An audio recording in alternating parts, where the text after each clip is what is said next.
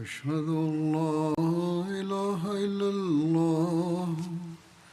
وحده لا شريك له وأشهد أن محمدا عبده ورسوله أما بعد فأعوذ بالله من الشيطان الرجيم بسم الله الرحمن الرحيم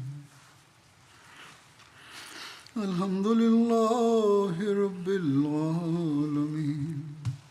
الرحمن الرحيم مالك يوم الدين إياك نعبد وإياك نستعين اهدنا الصراط المستقيم صراط الذين أنعمت عليهم غير المغضوب عليهم ولا الضالين. الله علیه وسلم د سیرت په حواله د تاریخ ذکر روانو په تیرو خطبو کې د جرمني جلسې نه مخکې او پکې د حضرت عایشې د افق د واقعې هم ذکر و. دې باره کې حضرت مسیح موعود علیه السلام فرمایي چې خدای پاک په خپل اخلاقو کې دا داخل کړي دي چې هغه د وعید چې کومه پیشګویي وي هغه په توبې او استغفار او په دعا او صدقه وځنډوي او همدغه شان انسان ته هم هغه همدغه اخلاق ښودلي دي چې لکه څنګه قرآن او حدیث نه دا ثابته ده چې په حضرت عایشې باندې منافقانو چې صرف د خپل خواست په وجه کم د حقیقت په خلاف الزام لګولی وو په دغه تذکره کې ځینې ساده چې کوم صحابه وو هغه شامل شوي وو. یو صحابي داسې و چې د حضرت ابوبکر له کوره به ورته 2 وخته روټۍ ورکړی کېده نو د هغه په دغه غلطۍ حضرت ابوبکر دا قسم خوړلی وو د وعید په طور دا لوز کړی وو چې د دغه بې ځایه حرکت په سزا کې به زه اوس دلې چې روټۍ ورنه کړم. نو په دې دا آیت نازل شوی چې ولیعفو ولیصفحوا الا تحبون ان یغفر الله لكم والله غفور رحیم. نو بیا حضرت ابوبکر خپل دغه لوز مات کو دغه قسم مات کو او مخکې په شان روټۍ دغه جاری کا. حضرت مسیح اسلام فرمایي چې په دغه بنیاد په اسلامي اخلاقو کې دغه خبره شامله ده چې که د وعید په طور باندې لوز وکړی شي نو د هغې بیا ماتول په خو اخلاقو کې شامل دي. مثلا که څوک د خپل د خدمتګار په باره کې دا قسم وخوري چې زه به ضرور 50 سپلای هغه وهم نو د هغه په توبه او په تضرع هغه معاف کول د اسلام سنت دی دې لپاره چې د خدای پاک په اخلاقو کې د انسان رنګ شي. خو د لوز چې کوم تخلف دی د لوز خلاف تل دا جایز نه دی او د وعدې په پرېښودو باندې به تپوس کېږي خو د وعید په پرېښودو نه. حضرت مرزا بشیر احمد صاحب په سیرت خاتم النبیین کې د افق د واقعې د بخاري د روایت په رڼا کې ذکر کوي او بیانوي. د باره کې هغه لیکي چې په دغه معامله کې دا روایت د ټولو روایتونو نه زیات مفصل او مربوطه دی او کومه خبرې چې د نورو راویانو د روایتونو نه بیل د ټکړو په صورت کې ملاویږي هغه په دغه روایت کې یو ځای راغونډ شوی دی. او د نه علاوه په دغه روایت کې د رسول کریم په کورني ژوند یو داسې بصیرت افزا رڼا پریوزي چې یو مورخ هم نظر اندازه کولی نشي او د صحت په لحاظ دا روایت په داسې اعلی ترین مقام باندې دی چې پکې د شک او د شبهې ځای نشي ګڼلی کېدی. اوس د غور مقام دی چې دا څومره خطرناکه فتنه وه چې د منافقینو له طرفه راوچته کړې شوې وه او په دې کې صرف یو پاکي بیبي باندې او ډېر زیات چې کومه متقي وه او پرهیزګاره وه د هغې په عصمت باندې حمله کول هغې مقصد نه و بلکې لوی غرض بالواسطه طور باندې چې کوم مقدس باندې اسلام و د هغې عزت بربادول و او په اسلامي سوسایټۍ باندې یو خطرناکه زلزله راوستل وه او منافقانو دغه ګنده او او پروپاګاندا داسې خوره کړې و چې ځنې ساده لوح چې کوم مسلمانان وو هغه هم د دې په جال کې راغلي وو تنده کې خوړلې وو او په دغه خلکو کې حسان بن ثابت چې کوم شاعر و حمنه بنت جهش چې د حضرت زینب بنت جهش خور و او مستب بن اساسه د دې نامې په خاص تر مې لیکل شوی دی خدا حضرت عائشه د اخلاقو کمال دا چې هغه د ټول خلک معاف کړي وو د غوله طرفه څخه افغان پزره کې نو پاتې کړي نو روایت کې دا راځي چې دینه پسته به چې کله حضرت حسن بن ثابت حضرت عائشه سره ملاویدل راتله نو هغه به ورسره ډېر په ورونو تندې ملاویدو یو ځل هغه چې حاضر شونه یو مسروق نو یو مسلمان ته موجود نو هغه حیران شو ته پوښتنه کو چې تاسو حسن ته خپل خدمت کې د حاضرېدو اجازه ورکوي نو حضرت عائشه ورله جواب ورکړ چې دا غریب د سترګو په مصیبت کې مبتلا شوی دی زه دا خبره نشم هېرولی هغې به دا وي د سترګو مصیبت کې مبتلا شوی دی خو زه دا خبره نشم هېرولی چې ده به د رسول کریم په تایید کې د کافرانو په خلاف به شعر ویلو نو حسن له بیا اجازه ورکړی شو نو هغه راغو دننه کېناستو او د شعر په ستاینه کې هغه دا شعر ویلی و چې حسن رضان ما تزن بریبا وتصبح غرسا من لحوم الغوافل یعنی دا یو داسې پاکه او باعزته مېرمن ده چې او دومره پوهه لري او دومره عقل لري د دې حیثیت د شک او د شبهې د مقام نه بالا دی او دا د بېګناه غافلو ښځو غوښه نه خوري یعنې الزامونه پرې نه لګي نو د هغې غیبت کوي نو دا شی چې دا شعر واورېد نو ورته وفرمیل چې ولکن انت او په یو روایت کې دا هم راځي چې لست کذلک یعنې ستا خپل څه حل دی ته خو د دغه خوبۍ مالک نه ثابت شوی تا خو په ما بېګناه الزام لګولی و حضرت مرزا بشیر احمد صاحب لیکي چې دا میور صاحب دا مستشرق دی دغه یې حواله ورکړی د لیکي چې د عربیدانه یا د تعصب مثال د دوی لږ وګوري چې د دغه شعر بالکل غلط او د عربی د قواعدو په خلاف معنی کوي لیکي چې حسن د عایشې د نازک بدن تعریف کړی و او په دې عایشې د پښوخه د هغې د غټوالي باندې اورله پیغور ورکړی و هغې لیکي چې میور صاحب په دغه کیسه بیانولو کې نور هم غلطۍ کړې دي ډېرې واضحه مثلا لیکي چې صفوان او عایشه په لاره کې فوش د نور رسېدلی بیا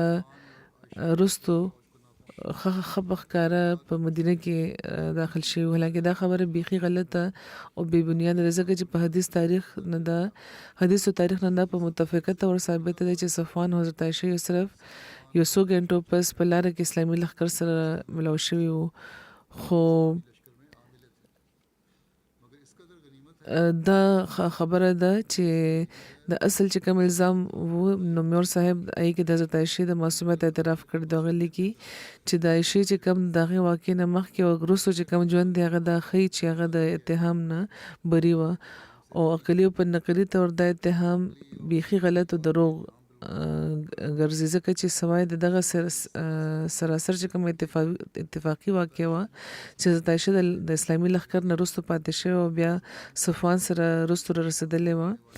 چې کومو خلکو اتهام لګول د هغې په لاس بیخي څه خبره نه وه نه څه ګواهي و نه څه ثبوت و ظاهره ده چې تر څو چې الزام ثابت نه شي هغه بیخي ریښتونه نه شي ګڼلی کېدی او په خاص طور داسې خلکو باره کې چې د هغې ژوند د نفس د طهارت ګواهي ورکوي خو د مسلمانانو نور اطمینان لپاره او په دغه غرض چې د آینده لپاره داسې معاملاتو کې اصولي قاعده مقرره شي د خدای پاک وحي نازله شوې وه چې پکې صرف دا نه چې دغه اتهام بیخي دروغ ګرځولی شوی بلکې د حضرت عایشه او د حضرت صفوان بن معطل بریت هم ظاهر شوی و بلکې آینده لپاره دغه قسم واقعاتو باره کې یو داسې اصولي قانون د دنیا مخې ته قرآن پیش کو چې ورباندې د افرادو د عزت او د ابرو او د معاشرې د امن او د امان او د ملت د اخلاقو د حفاظت یو تر ډېره حده پورې دارومدار دی حضرت مسلم موعود رضی الله تعالی عنہ په حضرت عایشه باندې چې کوم خلکو الزام لګولی و دغه د اسبابو ذکر کوي او بیان فرمایي چې موږ ته دا کتل پکار دي چې کوم خلکو په حضرت عایشه الزام لګولی و دغه اصل غرض څه و دغه سبب دا خو نشي کېدی چې دی د حضرت عایشه سره څه دښمني لرله یو ښځه چې په کور ناسته وي سیاست سره هېڅ تعلق نه د قضا او د عهدو نه د اموالو تقسیم سره نه د جنګونو سره نه مخالف اقوامو سره جنګونو سره نه حکومت سره نه اقتصادیاتو سره هغه سره به څوک څه بغض ولري چې تعلق یې نه وي دغه څیزونو سره. نو حضرت عایشې سره نیغ په نیغه د بغض څه وجه نه شوه کېدی او د دغه الزام باره کې دوه صورتونه کېدای شي. یو خو دا چې نعوذ بالله دا الزام رښتونی و او دا یو مؤمن هم یوې لحظې لپاره هم نشي منلی په خاص طور دغه صورت کې چې خدای پاک د عرش نه دغه ګنده خیال رد کړی دی. او دویم صورت دا کېدای شي چې په حضرت عایشې باندې الزام ځینې نورو وجودونو له نقصان رسولو لپاره لګولی شوی و. اوس موږ دغه غور کول پکار دی چې کم خلک وو چې بدنامولو لپاره منافقانو او د هغوی سردارانو ته څه فایده کېدی شوه او کوم خلکو په ذریعه دغه منافقانو خپل دشمنی ښکاره کولی شوه. په یو ادنا تدبیر هم دا معلومېدی شي په ادنا غور هم دا معلومېدی شي چې حضرت عایشې رضی الله تعالی عنها باندې الزام لګولو په ذریعه دوه کسانو سره دشمنی کېدی شو. یو خو رسول کریم سره او یو حضرت ابوبکر سره ځکه چې د یو دی اهلیه و او د یو لور و او دواړه وجودونه داسې و چې د هغوی بدنامي په سیاسي لحاظ دشمنانو لپاره دشمنانو له فایده کېدی شو او د ځینو خلکو اغراض د دې د بدنامولو سره تړلی شوي وو. یعنې په خپله حضرت عایشه بدنامولو سره د حضرت عایشې بدنامۍ سره د چا څه دلچسپي کېدی شو زیات نه زیات د هغې د بنو تعلق کېدی شو. یعنې د هغوی بنې چې کومې وې د رسول کریم نورې بیبیانې د هغوی تعلق کېدی شو. دا خیال کېدی شو چې شاید د حضرت عایشې چې کومې بنې دي هغوی په دغه کوشش کې چې د حضرت عایشه د رسول کریم په نظر کې پرېوځي او خپله نیکنامي غوښتو لپاره هغوی په دغه معامله کې څه برخه اخیستې. خو تاریخ ګواهي ورکوي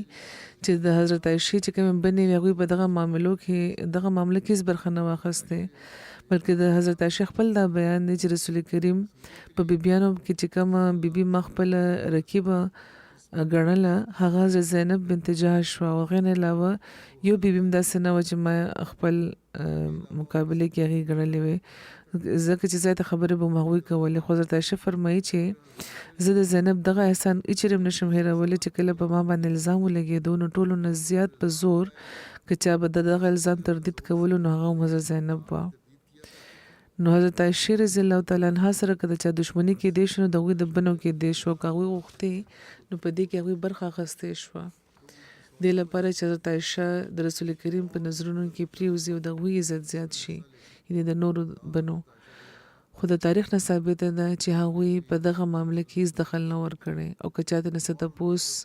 چا نه تپوس وکړی شوني په هغه بنو کې نو هغوی هم د حضرت عایشې تعریف کولو. نو د سړو د ښځو سره د دښمنۍ هېڅ وجه نه وه. نو په حضرت عایشې باندې الزام خو یا د رسول کریم سره دغه بغض په وجه لګولی شوی و یا حضرت ابوبکر صدیق سره د بغض په وجه داسې شوی و. د رسول کریم چې کم مقام و هغه خو د چا چې الزام لګولو هغه هېڅ صورت نشو اخیستی. هغوی ته چې د کومه خبرې خطره وه هغه دا وه چې د رسول کریم د نه پس به هم هغوی د خپل د اغراضو د پوره کولو نه به محرومه پاتې کېږي. هغوی دا کته چې هغې نه پس ته که د خلیفه کېدو څوک اهلیت لري نو ابوبکر دی. نو د دغې خطرې اندازه لګولو نه پس هغوی په حضرت عایشه باندې الزام ولګولو چې حضرت عایشه د رسول کریم د نظرونو نه پرېوځي او د هغوی د نظرونو نه پرېوتو په وجه چې حضرت عایشه د رسول کریم په نظرونو کې پرېوځي او د هغوی د نظرونو کې د پرېوتو نه پس د حضرت ابوبکر چې کوم مقام مسلمانانو کې دی هغه ختم شي او مسلمانان د هغوی نه بدزنه شي او کومه کېده چې هغوی هغې سره لري هغه دې پرېږدي او دغه شان د رسول کریم نه پس د حضرت ابوبکر د خلیفه کېدو لاره به بالکل بند شي. همدغه وجه ده چې خدای پاک د حضرت عایشې باندې د الزام لګېدو چې کومه واقع د هغې نه پس د خلافت ذکر کړی دی په قرآن کې په سوره نور کې. حدیثونو کې په صریح طور دا راغلی دي چې صحابهو به یو بل سره خبرې کول او دا به ویلې چې د رسول کریم نه پس که د چا مقام دی نو هغه هم د ابوبکر مقام دی. حدیثونو کې دا راځي چې رسول کریم یو ځل حضرت عائشہ ته دا وی چې عائشہ ما دا وخته چې زه ابوبکر د ځان نه پس نامزد کړم خو زه خبر يم چې خدای او مؤمنان به د هغې نه بغیر په بل چا راضي نشي یعنی هغې به هم د حضرت ابوبکر انتخاب کوي نو صحابه په یقیني تور همدا ګڼل چې رسول کریم صلی الله علیه و آله وسلم نه پس پای کې د چا څه درجه شته نو د حضرت ابوبکر رضی الله تعالی عنہ درجه ده هغوی دي چې د خلیفہ کېدو اهلیت لري او د مکې ژوند خدا سي و چې پکې حکومت او د نظام سوال نه پیدا کېدو خو په مدینه کې د رسول کریم د تشریف راوړو نه پس حکومت قائم شوی وو او تبن د منافقانو په زړونو کې دا سوال پیدا کېدل شروع شو چې د رسول کریم نه پس که څوک خلیفہ شو نو اسلامي نظام چرته ډیر وګد نشي او موږ د همیشه لپاره تباه نشو چې کوم مخالفان هغوی دا سوچ کړو ځکه چې د رسول کریم مدینه ته راتلو نه پس دغه امیدونه باطل شوی وو تاریخونو نه ثابت دی چې په مدینه کې د عربو دوه قبیلې اوس او خزرج دی به همیشه یو بل سره په جنگ وو او ډېر سخت جګړې به د دوی ترمنځ کېدې هر وخت نو چې دا ولیدل چې دغه جنگونو په نتیجه کې زموږ د قبیلو روب ختميږي لګیا دي نو یو بل سره د صلح تجویز کړي وو او دا ګرځولي چې موږ یو بل سره اتحاد وکړو او یو تر خپل بچا کو نو اوس خزرج یو بل سره صلح کړي وو او فیصله دا شوه چې عبد الله بن ابي بن ابي سلول به د مدینه بچا جوړ کړی شي دغه فیصله نه پس هغه تیاری شروع کړي وي او د عبد الله بن ابي لپاره د تاج د جوړولو حکم ورکړی شوی او په دې کې د مدینې نه سو حاجیان واپس راغلي او دا بیان کوي چې د آخري زمانه چې کوم نبی دغه په مکه کې راغلی دی او موږ د وی بیت کو او په دې د رسول کریم باره کې خبرې کېدل شروع شوې او یو څو ورځې پس نور خلک مکه ته ورغله او د رسول کریم بیعت وکړو او بیا هغوی رسول کریم ته خواست وکړو چې تاسو زموږ د تربیت او د تبلیغ لپاره څوک استاد موږ سره راولېږئ موږ سره کوي نو رسول کریم د هغوی یو صحابي د مبلغ په تور هغوی سره ولېږل او د مدینې ډېر خلک په اسلام کې داخل شو او په هغه ورځو کې چونکې په مکه کې رسول کریم د هغوی صحابه ته ډېر تکلیفونه ورکړي کېده نو ځکه د مدینې خلکو هغوی ته دا خواست وکړو چې تاسو مدینې ته تشریف راوړئ نو رسول کریم صحابه سره مدینې ته هجرت وکړ او عبد الله بن ابي بن ابي سلول لپاره چې کوم تاج جوړول کېدو نو هغه ټول چې کوم منصوبه هغه عمل ته پاتې شو ځکه چې د مدینه خلکو ته د دوړو جانونو بچا ملو شنوغي طبيعه ساجته د بل بچا عبد الله بن ابي چې کله داولي د چې دغه د بچای ټول امکانات ختم شو نو هغه ډېر څه غوسه شو او په ظاهر هغه مسلمانانو سره ملو شوی وو خو همیشه هغه اسلام لپاره مشکلات جوړول او اوس چې هغه نور څه نشو کولای نو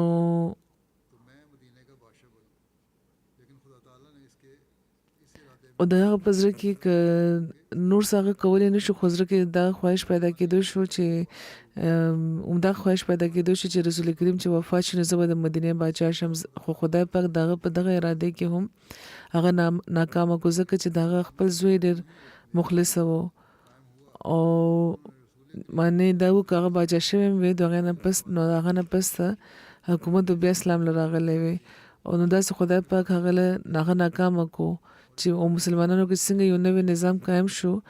نو هغه د رسول کریم باره کې مختلف سوالونه کول شروع کو چې د اسلامي حکومت طریقه څه ده او څنګه به د اسلام نه پس دغه نه پس به د اسلام سره جوړیږي او د باره کې مسلمانانو ته څه کول پکار دي عبد الله بن ابي چې کله دا حالت وکړ نو هغه تویره پیدا شو چې د اسلام حکومت په داسې رنګ کې قائم شو چې ورکه به دغه هیڅ برخه نه وي نو هغه دغه حالات ختمول غوښته او هغه چې کله غور وکړ نو هغه ته دا ښکاره شو چې اسلامي حکومت د اسلامي په اصول باندې قائمول شي نو ابوبکر دی او رسول کریم نه پس د مسلمانانو نظر هم دغه طرف ته راوچتيږي او ټول خلک هغه عزتمند ګڼي نو هغه خپل خیر په دې کې ولید چې هغه د بدنامه کړی شي او د خلکو په نظر کې دی هغه اورځول شي بلکې په خپل د رسول کریم د نظرونو هم دی هغه سپک کړی شي دغه په نظر کې هم. او دغه بدنیتۍ د پوره کولو موقع هغه وخت ملاوه شو چې کله د یو جنگ په موقع حضرت عایشه د لښکر نه وروسته پاتې شوې وه او دغه خبیث بیا په هغوی باندې یو ډېر ګنده الزام ولګولو او په قرآن کې خو هغه په اشاره بیان شوی دی خو په حدیثونو کې دغه تفصیل راځي.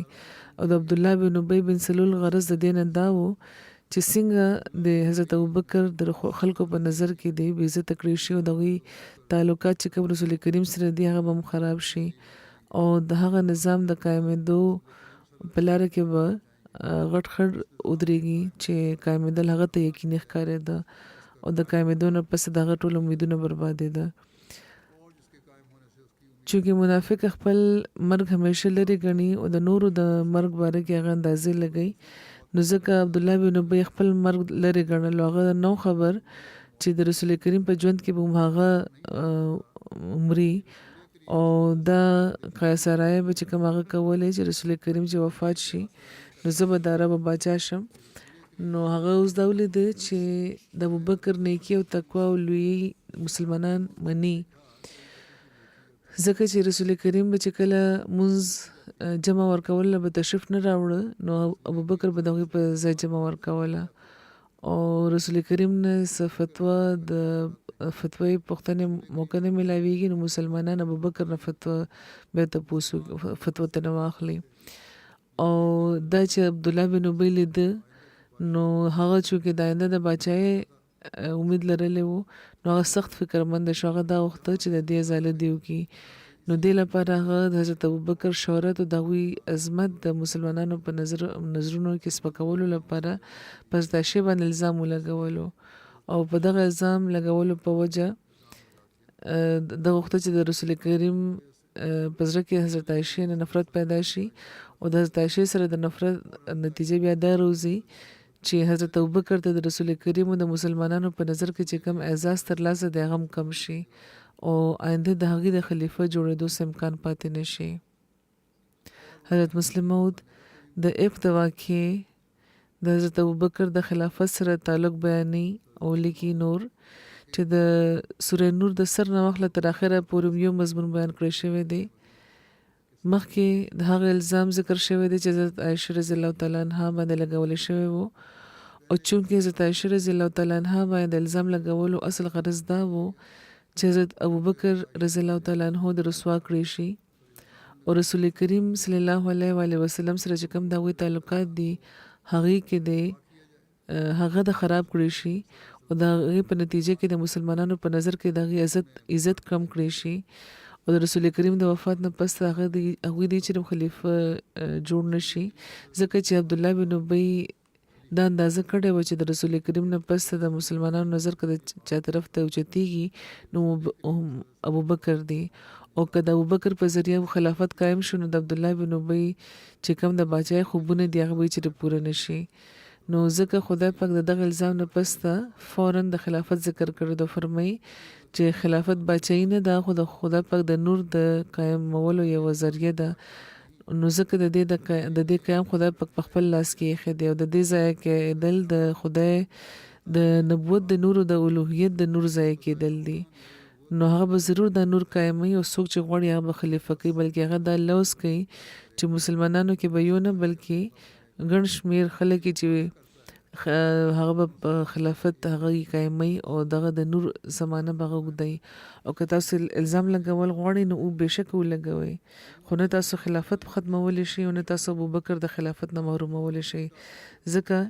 چې خلافت یو نور دی او دا نور د خدای پاک د ظهور یوه ذریعه ده او دا انسان په خپلو تدبیرونو کله ختمولی شي. حضرت مسیح موعود علیه السلام فرمایي چې د انبیا علیهم السلام همدا حل وي چې خدای پاک هغوی یو خبره نه خبر کړي نو هغوی هغې نه لرې شي هغه خپل کړي. ګورې د افک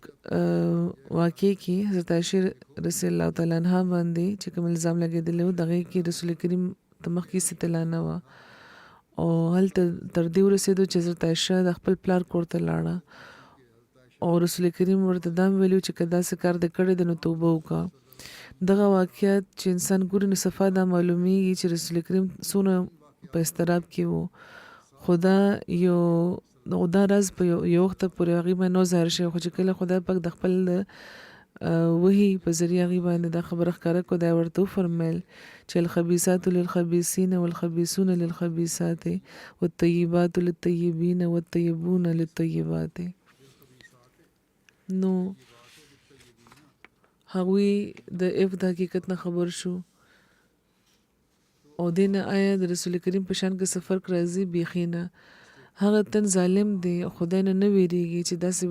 دغه قسمه وهم هم کوي او کفر تر حده رسي رسول کریم او انبیا علیهم السلام اچره هم دا دعوه نه وکړي چې هغوی د غیب علم لري د غیب علم لرل عالم الغیب کېدل دا د خدای پاک شان دی دا خلک د انبیاء او د سنت نه خبري نو دغه قسمه اعتراضونه به بیخي ونه کې کم خلک چې اعتراضونه کوي دغه باره کې هغې له جواب ورکوي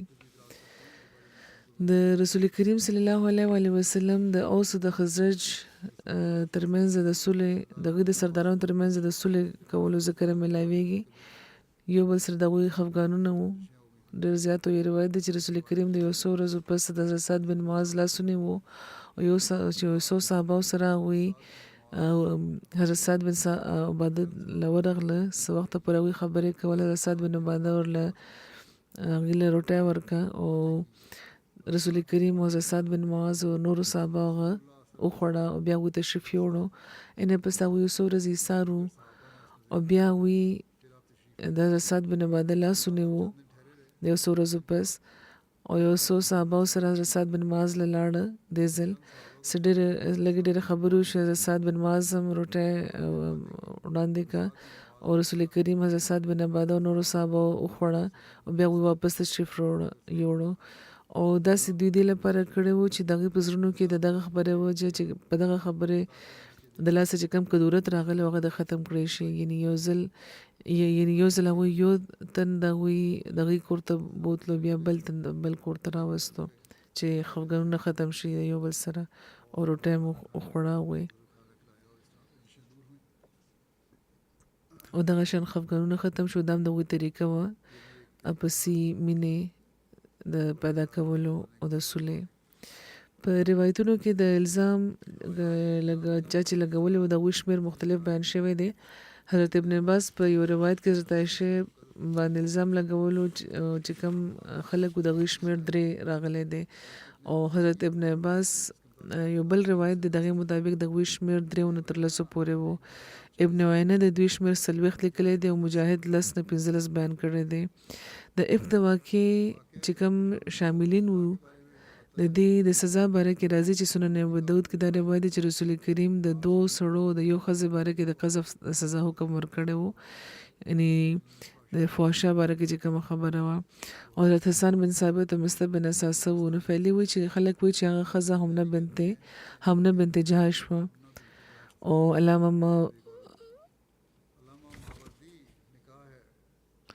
علامه ماوردي دا وایي چې کوم خلکو باندې چې حد لګېدلی او د اف په واقع کې هغې اختلاف دی یو قول دا دی چې نبي کریم په هیچا باندې حد نه لګولی او بل قول دا دی چې عبدالله بن ابی مصعب بن اساسه حسن بن ثابت او همنه بنت جهش باندې حد لګېدلی و امام قرطبي وایي چې په روایتونو کې چې کومه خبره مشهوره د علما په نظر کې معروفه دغه هم دا ده چې حسن مصعب او همنه دې باندې حد لګولی شوی و خو ابن ابی باندې حد ذکر نه ملاویږي حضرت مسلمود په یو خطبه کې دا بیان فرمایلی وو دې باره کې چې حضرت عایشې باندې چې الزام لګولی وو دغې کې 3 کسان داسې وو چې کوړې وهلي شوي وو دې کې یو حسن بن ثابت وو چې د رسول کریم شاعر اعظم وو یو مصطو چې د حضرت عایشې تره وو او د حضرت ابوبکر د ترور زوی وو او دومره غریب وو چې حضرت ابوبکر د کوره به د هغه ته روټۍ به د هغه تله او هغوی به ورله جامې جوړولې او یو ښځه وه چې دې سره دې 3 مړو ته سزا شوې وه حضرت مسلمود رضی الله تعالی عنہ د سوره نور د 14 آیت په تفسیر کې نور لیکي ابن سلول د باندې د کوړو ذکر هغوی فرمایلی دی او پای کې لیکي فرمایي چې لکل امرئ منهم مکتسب من الاسم چا چې الزام لګولی و دې کې چا چې څنګه د دې ګټه او هغه شان عذاب ورته ملاویږي نو نو کوم خلک د الزام لګولو په سازش کې شریک وو هغوی ته اتیا کوړې لګولې شوې او بیا فرمایي والذي تولى کبره منهم له عذاب عظیم. خو دې کې یو تن دی چې ټولو نه زیات شرپسند دی او دغه ټولې فتنې بانی دی یعنې عبدالله بن ابی. نو یې هغې له باندې به کوړې زه وهمه بلکې په خپله به عذاب ورکوم. نو دغه وعید مطابق هغه له د کوړو سزا هم ورکړې شوې بیا د خدای پاک له طرفه هم هغه ته عذاب ملاو شوی و او د رسول کریم په ژوند کې هغه ډېر په تکلیف کې هغه د تکلیف په حال کې هغه مړ شوی و. حضور فرمایي دا خبره خو دلته ختمیږي خو د جرمني د جلسې په حواله به صرف دومره ویل غواړم چې راغلي چې کم خلک وو یا غیر چې کم راغلي یا کم خلک چې په ډومبي ځل راغلي وو هغوی ډېر د مثبت تاثراتو اظهار کړی دی او ډېر د خوشحالۍ اظهار کړی دی او د ماحول هم ډېر تعریف کړی دی. همدغه شان د میډیا په ذریعه او د خبرونو په ذریعه د ډېر میلیونو خلکو پورې د اسلام او د احمدیت حقیقي تعلیم رسېدلی دی. جلسه په دغه لحاظ هم یوه ډېره لویه ذریعه وي د تبلیغ چېرته چې موږ نشو رسېدی هلته د دې په ذریعه تبلیغ هم ورسي د اسلام پیغام ورسي. خدای پاک دې د دې نیک او دورس نتایج پیدا کړي او احمدیانو له دې توفیق ورکړي په حقیقي رنګ کې همیشه دې نه د فایده پورته کولو. د دعاګانو طرف ته پام لرئ. خدای پاک د خپل د فضلونو د رحمتونو په صدر کې دې موږ همیشه لپاره ونغاړي. آخر کې حضور فرمایي د یو مرحوم ذکر به کوم چې جنازه به هم کوم انشاءالله امام محمد بیلیو صاحب د سودان چې تیر ورځو کې وفات شوی دی. ان لله و ان الیه راجعون. د سودان د جماعت صدر دغې باره کې لیکلي دي چې د دې د بیعت واقع دا ده چې په کال 1966 کې د نایجیریا نه یو احمدي امام عیسی عبدالله بن لیل صاحب دی کره د ملمه په تور راغلی وو او د دې د علاقې خلکو ته تبلیغ کړی وو. نو امام محمد بن بیلیو صاحب له د ټولو نه مخکې د بیعت توفیق ترلاسه شو. هغه ورځو کې د وخت خلیفه د مرکز سره رابطه ممکنه نه وه د سودان. خو دا احمدیان ښه پوخ ایمان سره په خپل عقیده قایم وو. سخت مخالفت د دوی شوی وو او امام محمد بیلیو صاحب احمدیانو له جمع ورکولی. هلته چې کوم د احمدیانو جومات دی د وښو نه جوړ په یو جونګړه کې جومات دوی جوړ کړی و. د وښو نه دوی یو جومات جوړ کړی و چې غیر احمدیانو بیا په یو جونګړه کې احمدیانو هغه سوځولی وه او د احمدیان د کلي نه وباسلی وو. په دې دغه احمدیان د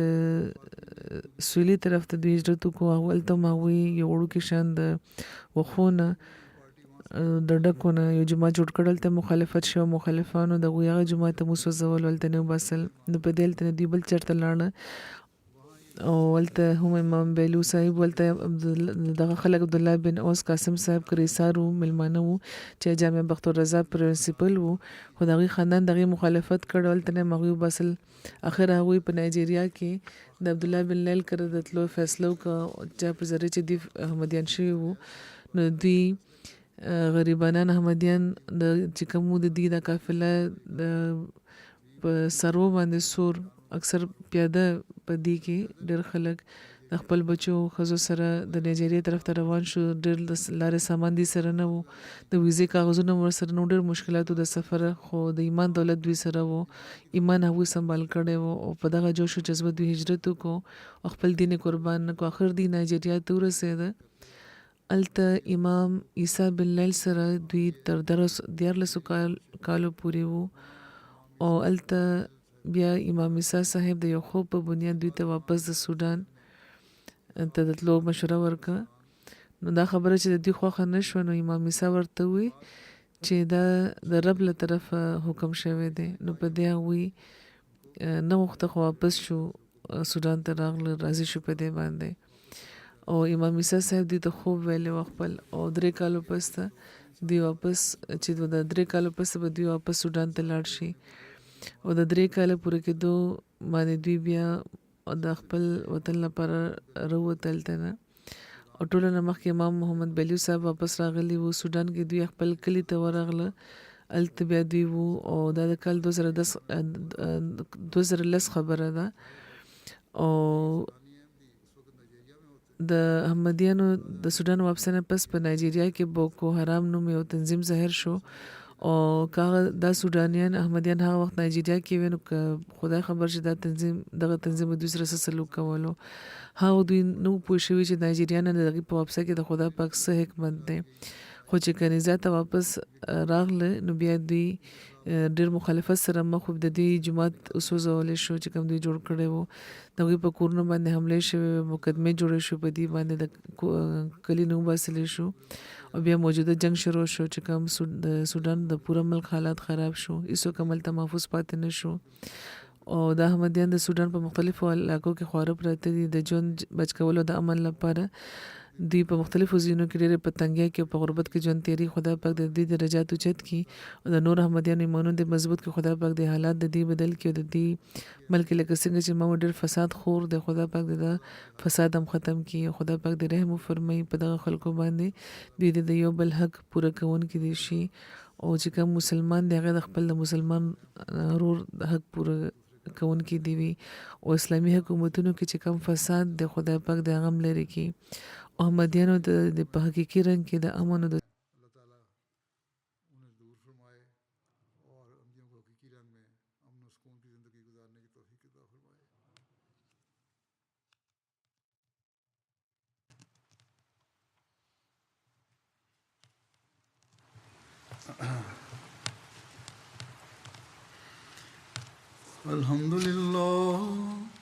الحمد لله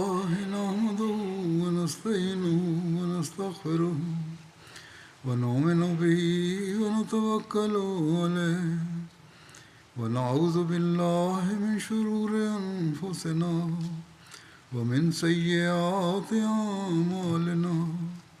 من يهده الله فلا مضل له ومن يضلله فلا هادي له ونشهد أن لا إله إلا الله